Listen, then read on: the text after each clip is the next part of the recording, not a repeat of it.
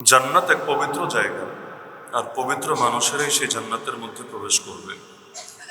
দুনিয়ার মধ্যে আপনিও যদি সুন্দর করে একটা ঘর বানান, সেটাকে সুন্দরভাবে সজ্জিত করে রাখেন, যেন কোনো মানুষকে নিজের ঘরেও ঢুকতে দিতে চাইবেন না। উদাহরণস্বরূপ, কোনো মানুষ আসার পথে নর্দমায় পড়ে গিয়েছিল, ড্রেনে পড়ে গিয়েছিল, এরপর নিজেকে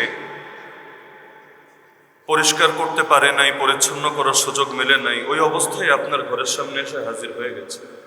স্বাভাবিক এটাই, এভাবে ময়লা মাখা দেহ নিয়ে তাকে আপনি আপনার ঘরের মূল অংশে প্রবেশ করতে দিবেন না, আপনার রুচিতে বাঁধবে। আপনি প্রয়োজনে পানি টেনে দিতে পারেন, আপনি প্রয়োজনে তার পরিচ্ছন্ন হওয়ার ভিন্ন মাধ্যম এবং ব্যবস্থা গ্রহণ করতে পারেন, কিন্তু যতক্ষণ পর্যন্ত সেরকম নোংরা আছে, অপরিচ্ছন্ন আছে, আপনার রুচি কিছুতেই এটাকে সমর্থন করবে না। আপনি তাকে এভাবে ঢুকতে দেবেন, কারণ এতে তারও ক্ষতি, আপনারও ক্ষতি। তো যার কারণে আল্লাহ রাব্বুল আলামিন জান্নাতকে এমন একটা পরিচ্ছন্ন জায়গা বানিয়েছেন, যেখানে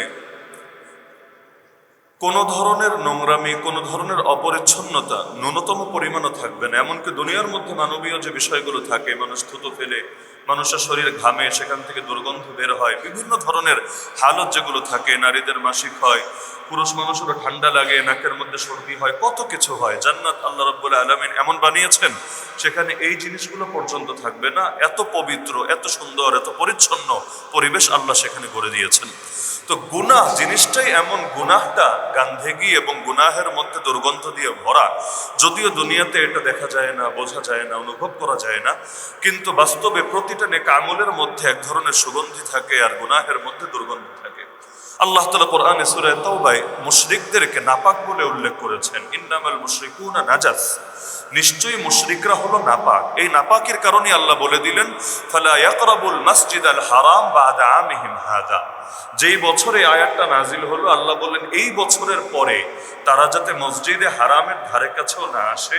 যার কারণে মাসআলা এটাই, যারা অমুসলিম আছে তাদের জন্য মসজিদে হারাম তো দূরের কথা, গোটা আরব উপদ্বীপের মধ্যে, আরবিতে জাজিরাতুল আরব বলে, এর মধ্যে প্রবেশ করে জায়েজ নেই। কেন?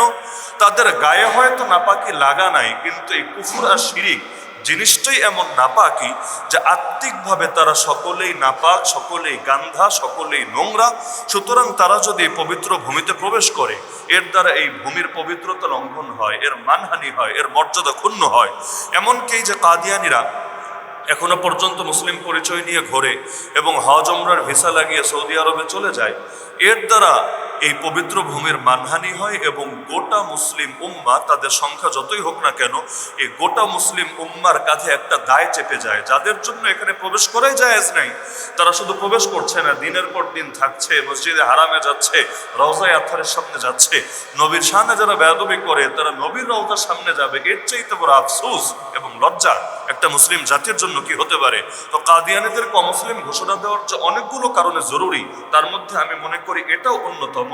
যতদিন পর্যন্ত ওরা মুসলিম পরিচয় নিয়ে ঘুরবে, ততদিন ওদের বাড়ি বাংলাদেশেই হোক, ইন্ডিয়াই হোক, পাকিস্তানি হোক, যেখানে হোক না কেন, এর দ্বারা ওই পবিত্র ভূমির মানহানি হবে, অমর্যাদা হবে। যেমন পাকিস্তানে কাদিয়ানীদেরকে অমুসলিম ঘোষণা করা হয়েছে, চাইলেই তারা হজ ওমরার ভিসা নিতে পারবে না, এই ভিসা নিয়ে সেই পবিত্র ভূমিতে প্রবেশ করতে পারবে না।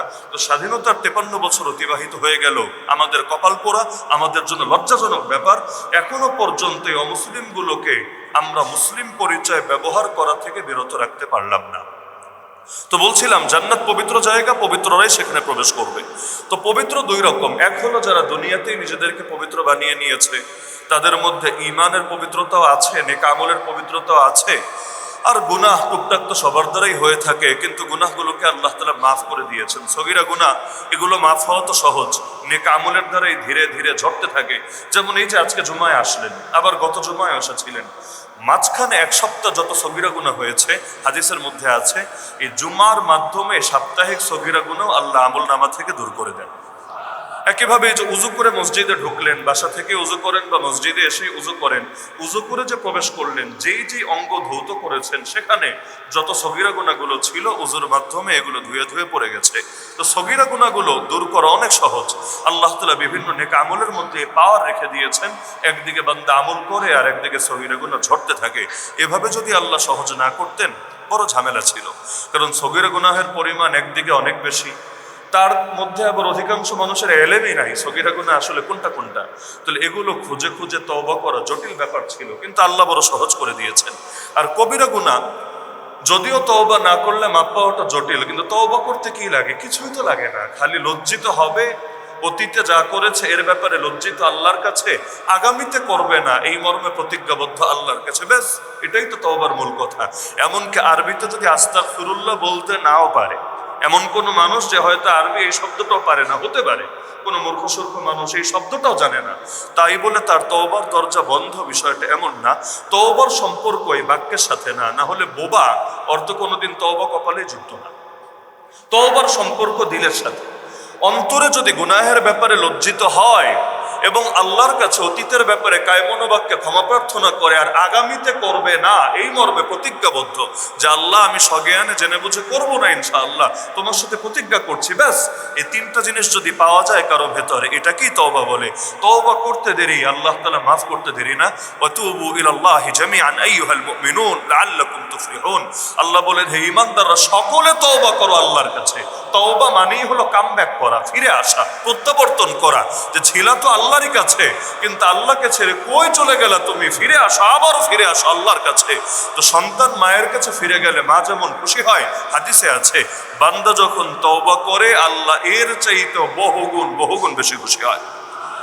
এমনকি নবীজি একটা হাদিসে উদাহরণ দিয়েছেন, একজন মানুষ কোনো মরুভূমিতে গেল, মরুভূমির জাহাজ তো হলো উট, উটের পিঠে চড়ে গেল এবং উটের সঙ্গেই তার খাবার দাবার আরো প্রয়োজনীয় আসবাবপত্র বাঁধা। পথিমধ্যে সে ক্লান্ত, কতক্ষণ আর একসাথে চলা যায়, একসাথে এক গতিতে আগানো যায়, ক্লান্তি তো আসতেই পারে।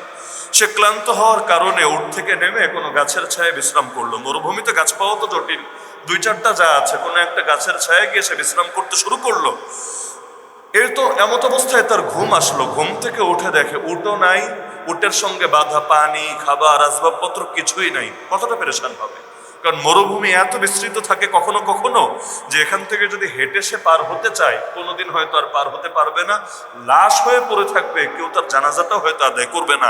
তো কি পরিমাণ পেরেশান হবে সে, পেরেশান হয়ে খুঁজছে আর খুঁজছে আর খুঁজছে, উটেরও হদিস নাই, পানি খাবারেরও কোনো হদিস নাই।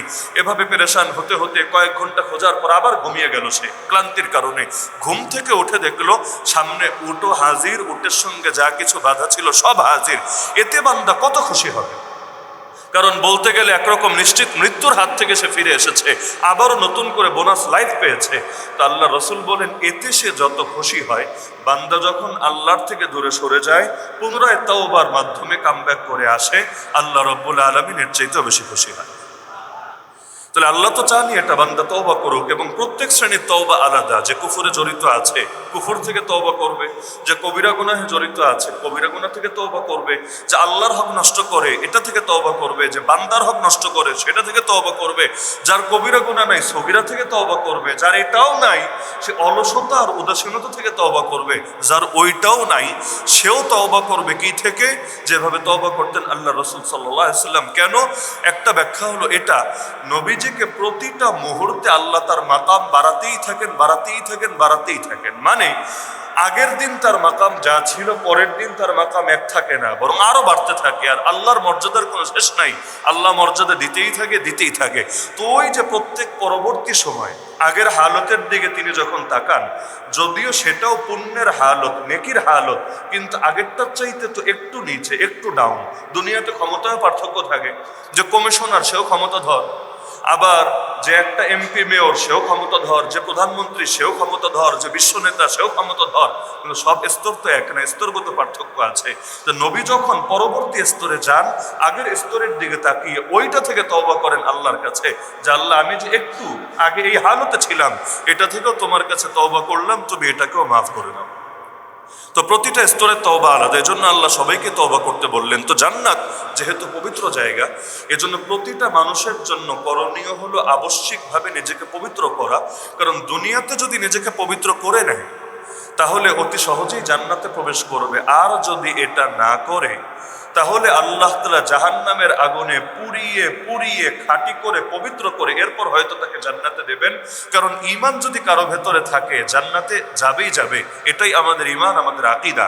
লেকিন যে ব্যক্তি ঈমানের সাথে দুনিয়াতেই নিজেকে সম্পূর্ণ পবিত্র করে যাবে, ডাইরেক্ট আল্লাহ তাকে জান্নাতে প্রবেশ করাবেন। কিন্তু যে নোংরা অবস্থায় যাবে, ওই আমার বাসায়ও কেউ নোংরা অবস্থায় আসলে আমি যেমন পানি এগিয়ে দেই, আমি যেমন তাকে ওই টিউবওয়েল কোথায় আছে দেখিয়ে দেই, ওখানে যাও, আগে কষ্ট করো, আগে নিজেকে পরিচ্ছন্ন করো, পরিষ্কার করো, এরপর তুমি ঘরে আসো। আল্লাহ রাব্বুল আলামিন এভাবে কিছুকালের জন্য বান্দাকে জাহান্নামে ফেলবেন। এজন্য জাহান্নামের শাস্তি সবার জন্য এক হবে না। কাফেরদের জন্য জাহান্নামের শাস্তি হবে পানিশমেন্ট প্রথম দিন থেকেই, কিন্তু মুমিনদের জন্য এটা হবে পবিত্র হওয়ার, নিজেকে পরিশুদ্ধ করার একটা উপায়। কারণ এই প্রক্রিয়ায় আল্লাহ তাআলা তার অতীতের পাপগুলো ধীরে ধীরে মোচন করতে থাকবেন এবং এক পর্যায়ে তাকে সেখান থেকে মুক্ত করে জান্নাতে দেবেন।